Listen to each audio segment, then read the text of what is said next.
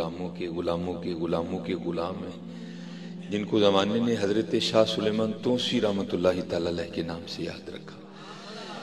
یہ کتابوں میں لکھا ہے کہ حضرت کا ایک مرید تھا جو پیشے کے لحاظ سے نائی حجام کا کام کرتا تھا، تو اس کا بیٹا کھو گیا۔ تو ابھی اتنا نظام فعال نہیں تھا، نہ مساجد میں اسپیکر لگے تھے، نہ پولیس کا نظام اتنا فعال تھا۔ پہلے اس نے خود ہی تلاش کیا، جب نہیں نہ ملا تو پھر آخری آپشن وہ اپنے پیر و مرشد کی بارگاہ میں حاضر ہوا اور آ کر عرض کی حضور وہ بیٹا صبح کا گھر سے گیا ہے اور ابھی تک واپس نہیں لوٹا۔ کیونکہ حضرت یہ پیری مریدی کا ایک قاعدہ ہے کہ مرید وہ ہے جس کی اپنی مرضی نہیں، اور جو مرید مرضیاں کرنی نہیں نہ چھوڑتا حضرت اس کا بنتا بھی کچھ نہیں، بنتا اسی کا کچھ ہے جو اپنی مرضیاں کرنی چھوڑ دیتا ہے۔ تو لکھا ہے کتاب میں کہ حضرت نے خاموشی اختیار کی، وہ بھی آگے سے نہیں بولا۔ اور میں اکثر جب احباب کو سناتا ہوں تو میں حیران رہ جاتا ہوں، یار ایسے بھی مرید ہو گزرے کہ 18 سال بیت گئے بیٹے کو کھوئے ہوئے، دوبارہ نہیں وہ بازوباں پہ لایا کہ حضرت بیٹا کھو گیا، بیٹا نہیں ملا، میں نے کہا بھی تھا، آپ بولے ہی نہیں، آگے سے نہیں بولا۔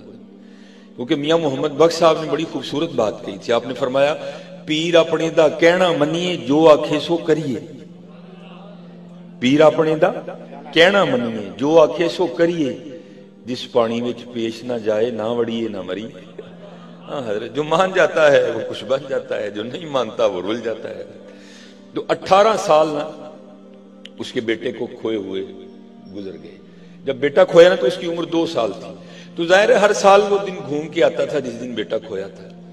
تو 18 سال بعد وہی دن تھا، وہی گھڑی تھی، وہ اپنے گھر میں بیٹھا تھا۔ اور آپ کو پتا ہے وَعْلَمُوا أَنَّمَا أَمْوَالُكُمْ وَأَوْلَادُكُمْ فِتْنَةٌ وَاللَّهُ عِندَهُ أَجْرٌ عَظِيمٌ۔ کو بات ہوئی قبلہ شاہ صاحب کی، تو جو بیوی ہے نا وہ پھاٹی پڑی، وہ کہتی ہے مجھے نہ اپنے پیروں کی اتنی باتیں سنایا کرو، میں تو شاہ صاحب کو اس دن مانوں گی جس دن میرا بیٹا ڈھونڈ کے دیں گے۔ اب پیر بھی نگاہ والا تھا حضرت، اس نے بھی دیکھ لیا جو مرید کی آزمائش کرنی تھی، مرید نے بھی 100 میں سے 100 ہی نمبر لیے، وہ بھیج کے نا بندہ بلا لیا، اس کو بتایا نہیں کچھ۔ یہ کتابوں میں لکھا ہے کہ مولا علی مشکل کشا رضی اللہ تعالیٰ عنہ آپ ٹینڈ کروایا کرتے تھے، اور پھر لکھا ہے اسی نسبت اسی محبت کی وجہ سے حضرت شاہ سلیمان توسی رحمۃ اللہ تعالی علیہ بھی آپ بھی کبھی کبھی ٹینڈ کروایا کرتے تھے۔ تو آپ نے نا مرید کو بلا لیا، سر سے وہ پگڑی شریف اتار کے نا، تو اس کو کہتے ہیں یار میرے بال کافی بڑھ گئے ہیں تو میری ٹینڈ نہیں کر دیتا؟ تو اس کی تو موج ہو گئی، اور کیونکہ سنت ہے کہ دائیں جانب سے ابتدا کی جائے، اس نے جہاں وہ اس طرح تیز کیا اور دائیں جانب سے نا وہ سر مونڈنا شروع کر دیا۔ اب جو بیٹے کی جدائی کا زخم تھا نا، بیوی نے اس کو پہلے چھیل دیا تھا۔ اب اندر بیٹے کی اولاد کا ایک طوفان برپا تھا، پیر صاحب سامنے بیٹھے تھے، لیکن کیا کیا اس نے نا اپنی زبان کو اپنے دانتوں کے نیچے دے لیا کہ کہیں کوئی ایسی بات نہ نکل جائے کہ 18 سال کی محنت ہی رائے گا جائے۔ لیکن حضرت طوفان تو طوفان ہی ہے نا، راستہ بنا ہی لیتے ہیں۔ جب طوفان کو کوئی اور راستہ نہیں نہ ملا تو اس نے آنسوؤں کی شکل اختیار کی اور آنکھوں کے راستے بہ نکلا۔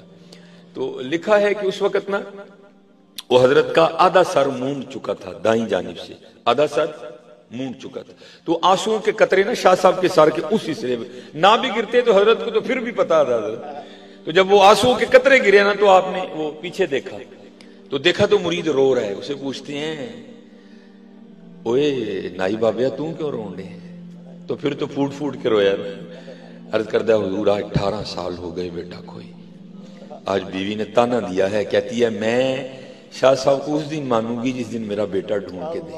وہ مرید تھا نا حضرت، اور ساتھ رو کے کہتا ہے حضور یہ وہ کہہ رہی ہے میں نہیں کہہ رہا۔ آپ فرمانے لگے اس نے کون سا روز روز کہنا ہے، جا تو گھر، تیرے جانے سے پہلے پہلے بیٹا آ چکا ہوگا۔ وہ عرض کرتا ہے حضور کسی آزمائش میں نہ ڈالیے گا، اگر اس نے اب آپ کی جناب میں کوئی بے ادبی کی تو میں گردن بھی توڑ دوں گا۔ فرمایا لوڑ ہی نہیں پڑے گی، تو جا۔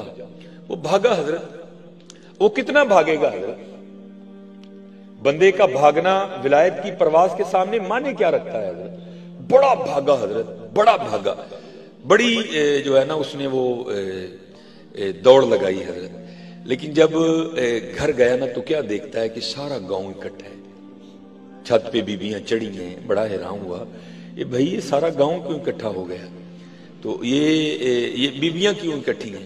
تو وہ لوگوں کو پیچھے کر کے اندر گیا. تو جب اندر گیا نا تو کیا دیکھتا ہے کہ صحن میں چارپائی بچھی ہے جس پہ 20 سال کا گبرو جوان لڑکا بیٹھا ہے. اب تو حضرت میں اکثر کہتا ہوں پتہ نہیں شاید وہ پنجابی ہم سیالکوٹ کے رہنے والے ہیں, وہ پتہ نہیں ناڑا چوہے کو نار دا جوس ٹورن ڈے ہے, ٹھنڈا ہو گیا اللہ. لیکن تب خونوں میں گرمی تھی حضرت, خون نے خون کو کھینچا. باپ کو نہیں بتانا پڑا کہ یہ تیرا بیٹا ہے اور نہ بیٹے کو بتانا پڑا کہ یہ تیرا باپ ہے. دونوں بغل گیر ہوئے, خوب روئے. جب اندر کا طوفان تھم گیا نا تو لکھا ہے کہ باپ نے نا بیٹے سے پوچھا, اس نے کہا پتر یہ تو بتا کس طرح گیا اور آیا کس طرح. وہ کہتا ابا جی جب گیا تھا تب تو خود ہی چھوٹا تھا, پتہ ہی نہیں کچھ. جب تھوڑا جوان ہوا, عقل تھوڑی آئی تو میں نے دیکھا کہ میں سکھوں کے گھر میں ہوں, اور انہوں نے بھی کبھی نہیں کہا کہ تو ہماری اولاد ہے. وہ کہا کرتے تھے ہم نے تجھے مسلمانوں کے گاؤں سے اٹھایا ہے, لیکن یہ نہیں بتاتے تھے کہ اٹھایا کہاں سے. اگر بتاتے تو میں لوٹ آتا. اچھا بیٹا یہ تو ہوا جانا, اب یہ بتاؤ آنا کیسے ہوا. وہ عرض کرتا ہے ابا جی میرا جو سکھ مالک ہے نا وہ کہیں جانے والا تھا, اور میں اس کا گھوڑا تیار کر کے اس کی لگام پکڑے کھڑا تھا. میرا منہ دروازے کی جانب تھا, بابا دروازے سے نہیں آیا, زمین سے نکلا یا آسمان سے گرا مجھے نہیں پتا. بھاگتا ہوا آیا, میرا ہاتھ پکڑا اور گھوڑے سمیت یہاں کھڑا کر کے خود غائب ہو گیا. اب وہ مرید تھا نا, تو وہ پوچھتا ہے بیٹا اگر میں لے جاؤں اور بابا جی کی شناخت کرنی پڑے, پہچاننا پڑے تو پہچان لے گا. تو وہ جواب کیا دیتا ہے, کہتا ہے ابا جی پہلی بات تو یہ بابا جی اتنے سونے ہیں ساری زندگی ان کی صورت مبارک نہیں بھولے, لیکن سب سے بڑی نشانی یہ تھی کہ آدھی ٹینڈ تھی آدھے سر پہ بال تھے. اللہ